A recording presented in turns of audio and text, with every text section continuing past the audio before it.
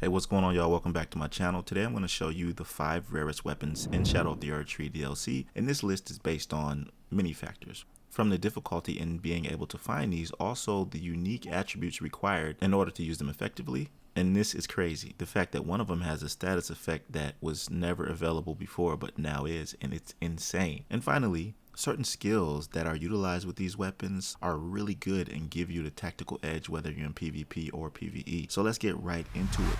And I want to start out with the ancient Meteoric or Greatsword. This is what I was referring to that has a great skill that lunges forward very fast. And for a colossal sword, is one of the best advantages you can have against anybody you're fighting. But it's pretty simple to find. You would just have to have defeated the boss in this area, then head over to this side of Grace at the ruined Forge of Starfall. And if you could follow my path, it's in a hidden area and it requires you to do a few things. So when you run through here, you have to pull this lever straight away on the left. It's going to open up a hidden wall. You run through there, turn right down a long hallway, and then if you look to the right, there'll be a ladder. Progress this way and head up the rubble to the left.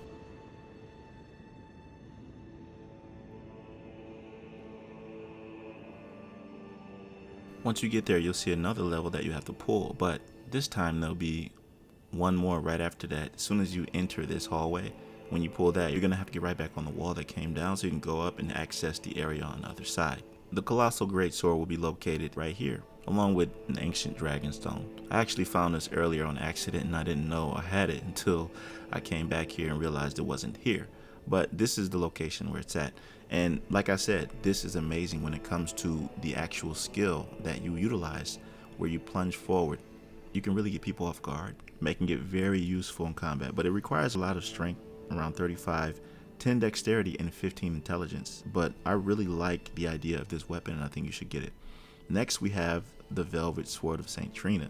Now this is what I was talking about, that introduces a status effect that was never here before, and that's what makes it so rare. It applies this new eternal sleep debuff only introduced after the expansion was released, and it reminds me of the summon back in the day known as Dolores, the sleeping arrow puppet.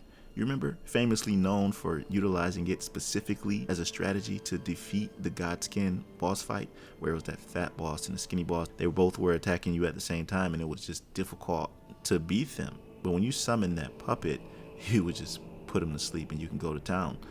So now that we have access to this, is perfect. As you can see, when it says eternal sleep, that's what it means. I actually want to use this in PvP to see how it fares, but this is one you definitely need to get in your arsenal. So when I got this weapon, it was actually my first time traveling to this area. I was wondering if this area was a place to explore, and turns out I was right, because it's located in the Stone Coffin Fissure, which you can access after progressing through the Shadow Keep.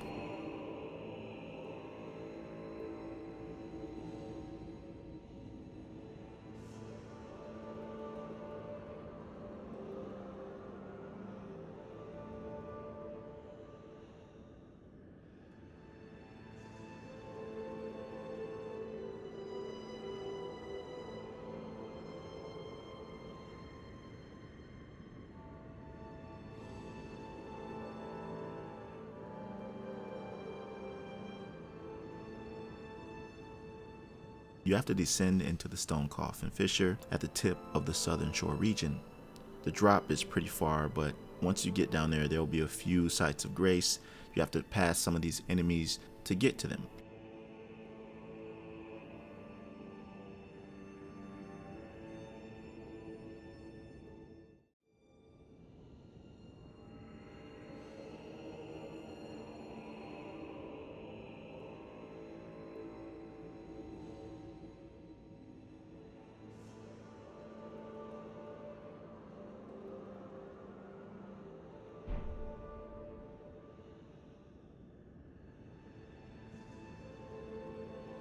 And if you just follow my path, it's right down here through a cave sitting there right for you to grab. This also has the multifaceted stat requirements needed to wield this: 10 strength, 12 dexterity, and 14 intelligence. Usually weapons either have dexterity and strength or intelligence and faith, but when you have multifaceted stat requirements, the weapon usually is special, and it can be really potent when it comes to the eternal sleep. Because I was like, hold on, is this really gonna put them to sleep forever? And it does. They just sit there And I did this when the weapon wasn't even upgraded, so I can't imagine how strong it's going to be once I do. Moving on, the third one is the Euporia. It's a twin blade, and I love twin blades. They just are so cool, especially when you dual wield them. Just look at the moveset. It's not only rare, but it's awesome. And the reason why this one is rare in particular is because you can only get this near the end of the game, right before you fight Radahn. Euporia's blades are known to glow after dealing damage, and its weapon skill is a vortex and it lets you spin the blade like a helicopter rotor. So like I said, you'll need to reach endgame in order to get it, and you have to follow this specific path.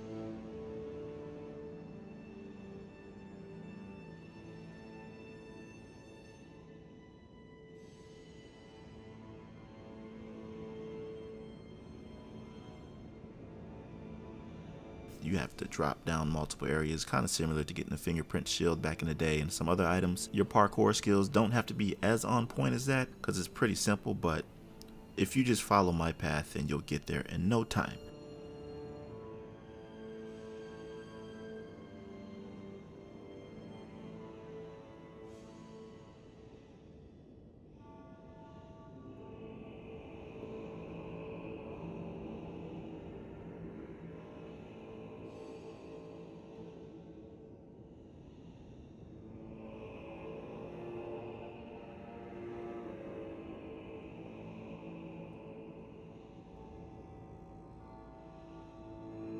Once again, the stat requirements here are pretty crazy. 16 strength, 16 dexterity, of course, and 24 faith. Now, faith is really good in this game. I love it. You can do a lot of things with it, incantations, and plus this deals holy damage, so I can only imagine what this does. Mind you, I haven't upgraded most of these weapons yet. The only one I've upgraded is one I'm going to tell you about soon, but it's a must-have, even though it might be one of the most difficult to find, being that you have to reach endgame. Alright, moving on, we have the Greatsword of Radahn. Of course, right? This weapon is specifically rare because you have to beat Radahn in order to get it.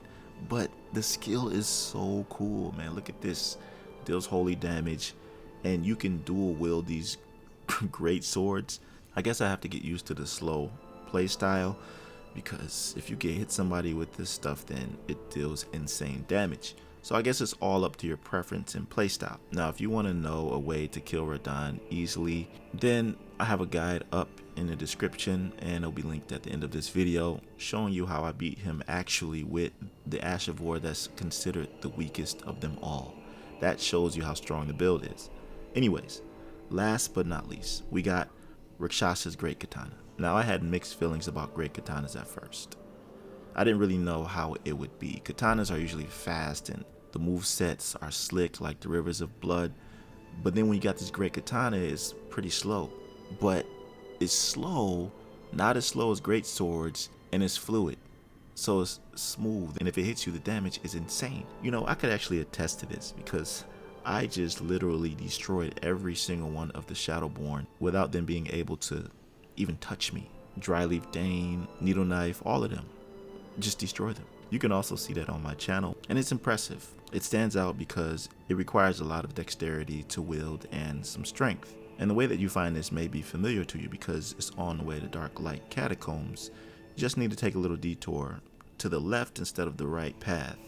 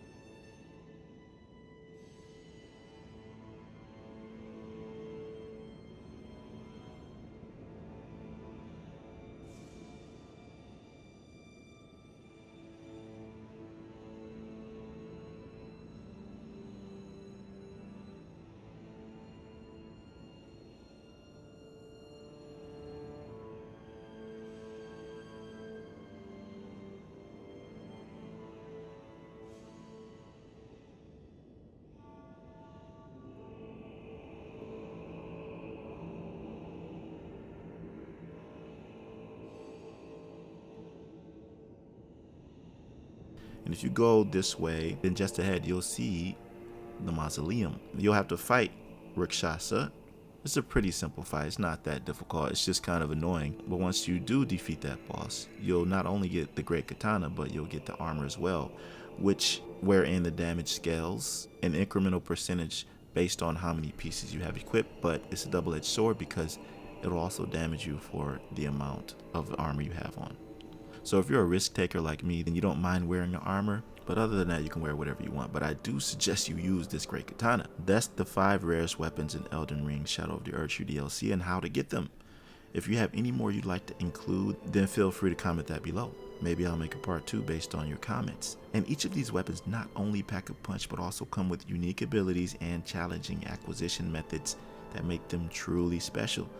Which weapon are you most excited to hunt down? Let me know in the comment section below. Don't forget to like, subscribe, and hit the bell notification for more Elden Ring content. You know, now that I think of it, I know a lot of people are going to be saying that, what about the Sword of Night? That's rare. I agree. And if you want to know how to get that, there's a guide right here that shows you exactly where to find it and all the steps to take in order to find it. I'll see you over there, fam. Be right out.